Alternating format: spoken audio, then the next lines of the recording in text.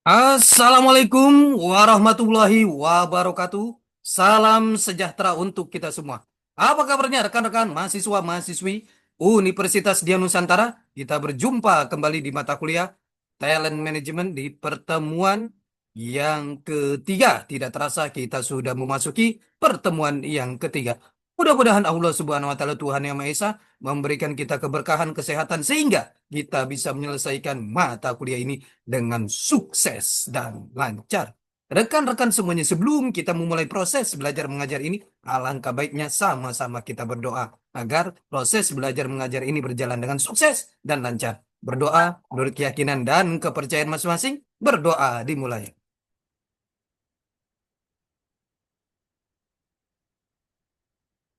Selesai. Rekan-rekan semuanya, di pertemuan yang ketiga ini, kita akan membahas materi mengenai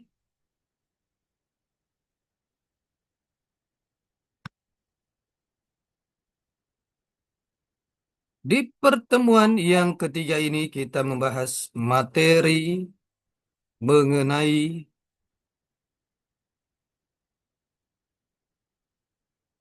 faktor-faktor yang mempengaruhi manajemen talenta.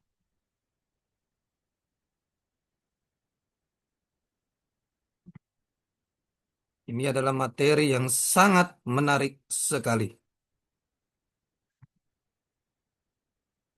Manajemen talenta, banyak definisi yang dikemukakan oleh para ahli mengenai manajemen talenta.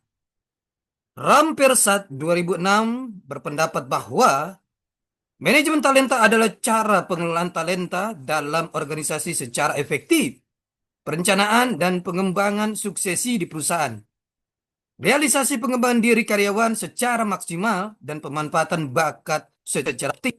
Davis dan Hickman 2006 mendefinisikan manajemen talenta sebagai sebuah proses secara keseluruhan, mulai dari rekrutmen, penempatan, sampai pengembangan dan perencanaan untuk pengembangan pegawai ke arah yang lebih baik. Menurut Pella dan Inayati 2011, talent adalah faktor pembeda kinerja organisasi. Talent adalah manusia-manusia yang ingin dipelihara perusahaan karena kelebihannya. Talent dapat juga diartikan karyawan yang diidentifikasi memiliki potensi menjadi pemimpin masa depan perusahaan. Jangan yang terjadi di dalam penggantian pejabat posisi jabatan-jabatan kunci akan berdampak pada ketip mahal biayanya dan mengganggu jalannya organisasi. Melakukan klasifikasi dan investasi setiap karyawan berdasarkan realitas dan atau potensi kontribusinya pada kinerja organisasi. Karyawan diklasifikasikan menjadi kelompok superkeeper, yaitu karyawan yang mampu mencapai kinerja jauh melebihi yang diharapkan. Kelompok keeper yaitu karyawan yang mampu mencari kinerja melebihi yang diharapkan. Kelompok solid citizen yaitu karyawan yang kinerjanya sesuai dengan yang diharapkan. Dan karyawan misfit yaitu karyawan yang kinerjanya di bawah yang diharapkan. Sejalan dengan berkembangnya pendapat-pendapat di kalangan praktisi manajemen sebagaimana diungkapkan di atas, pada akhirnya Berger 2008 mengemukakan bahwa proses manajemen talenta merupakan bahan bakar agar organisasi mencapai keunggulan dengan cara satu, mengidentifikasi dan menyusun pola jalur karir, pengembangan dan program balas jasa bagi para superkeeper. Hal ini akan memastikan bahwa para model peran yang kualitasnya tinggi ini akan benar-benar mendukung organisasi untuk mencapai dan mempertahankan keunggulannya. Dua, menentukan posisi-posisi jabatan-jabatan kunci dan memperhatikan benar-benar posisi kunci yang tidak memiliki calon pengganti dan memperhatikan bahwa calon-calon pengganti yang telah ada benar-benar memenuhi kualitas yang dituntut. Hal ini harus dipastikan untuk menjaga kelangsungan organisasi agar tidak terus kehilangan SDM, terutama yang unggul. Jika membuat segmentasi full talenta sesuai dengan kategorisasi investasi yang harus dilakukan super keeper, keeper, solid citizen, dan misfit agar investasi dapat diimplementasikan secara lebih tepat. Menurut Lawrence A. Berger dan Dorothy R. Berger 2007, terdapat faktor-faktor yang mempengaruhi jalannya proses talent management, yaitu Nilai tenaga kerja adalah sebuah kesempatan mencari tenaga kerja dan menyeimbangkan kehidupan tenaga kerja dengan kehidupan di luar kerja. Dua keadaan demografi dunia yang berpengaruh terhadap full talenta dan cara organisasi beradaptasi terhadap kinerja tenaga kerja yang beragam latar belakang budayanya. Dan juga penggantian eksekutif di mana terjadinya mengidentifikasi para superkeeper sedini mungkin. Memasukkannya ke dalam pool talenta di awal karir mereka dan mengembangkannya agar lebih cepat mewakili karir eksekutif mereka. Tiga perubahan peran profesional SDM dalam era globalisasi ini tidak dapat dihindari. Perannya jauh lebih luas, yaitu mulai dari peran sederhana, memberi pelayanan kepada karyawan antara lain pelatihan, coaching, dan konseling, sampai dengan cara mengimplementasikan work-life program inovatif dalam rangka untuk menarik dan mempertahankan beberapa karyawan kunci. Tanggung jawab utama dalam perubahan peran para profesional SDM yaitu dalam bidang pengelolaan talenta SDM. Di samping itu harus sejalan dengan fungsi-fungsi spesifik SDM yang lain seperti kompetensi, benefit, work-life program, permasalahan tentang kinerja dan pelatihan yang berkesinambungan.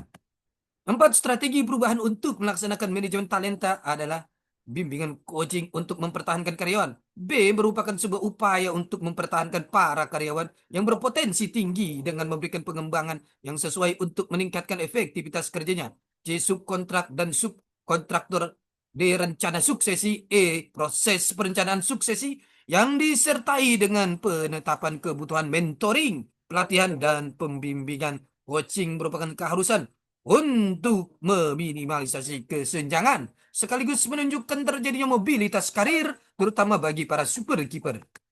5. Mengembangkan kepemimpinan melalui kompetensi.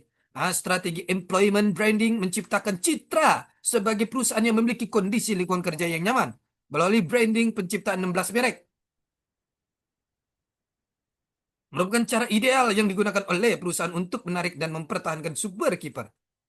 B. Meningkatkan perhatian pemimpin puncak pada rencana suksesi. Suksesi harus menjadi prioritas dan tanggung jawab utama para pemimpin puncak. Pada tahun 2000, McKinsey and Company melalui survei terhadap 13.000 manajer pada 112 perusahaan besar di Amerika.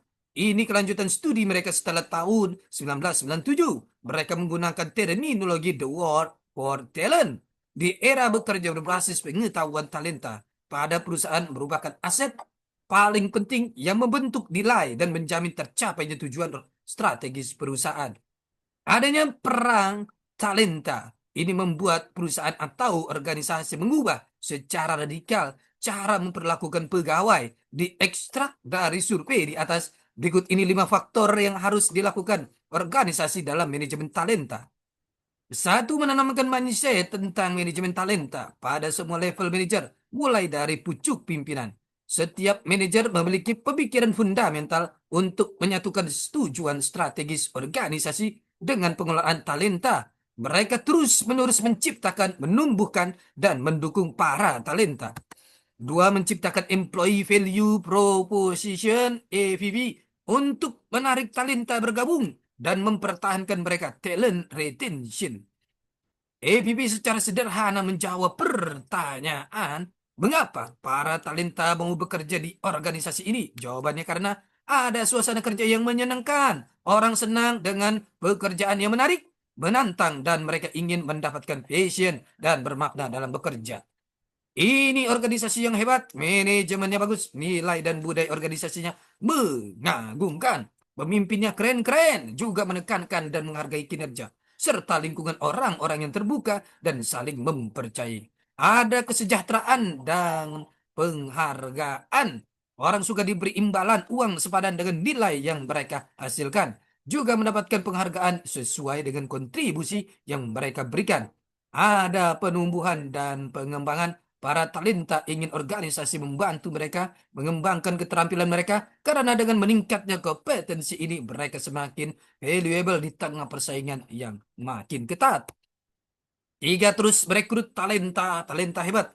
Talenta ini harus mengisi seluruh level organisasi, bukan hanya pada entry level. Organisasi bukan lagi membeli orang untuk bekerja, akan tetapi menjual nama perusahaan untuk dapat membuat talenta terbaik. tergabung atau bergabung di organisasinya.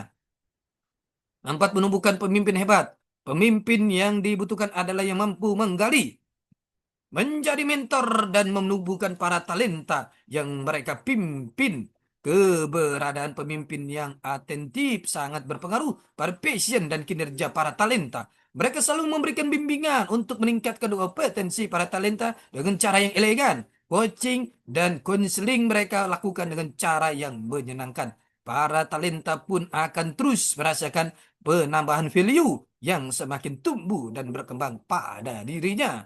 5, melakukan diferensiasi secara tegas terhadap high performance dengan mereka yang berkinerja sedang dan kurang. Ini dilakukan dengan proses pemetaan yang akurat dan bijaksana. Penetapan dan pengukuran indikator kinerja menjadi masalah krusial. Mesti dilakukan dialog kinerja yang matang. Pihak perusahaan dan para talenta mencari titik paling optimal dalam menentukan atau penentuan indikator kinerja ini. Kemudian mesti dilakukan juga pembedaan perlakuan dalam bentuk reward system dan juga kesempatan melakukan pengembangan kompetensi. Hanya dengan cara people management akan berlangsung tepat sasaran.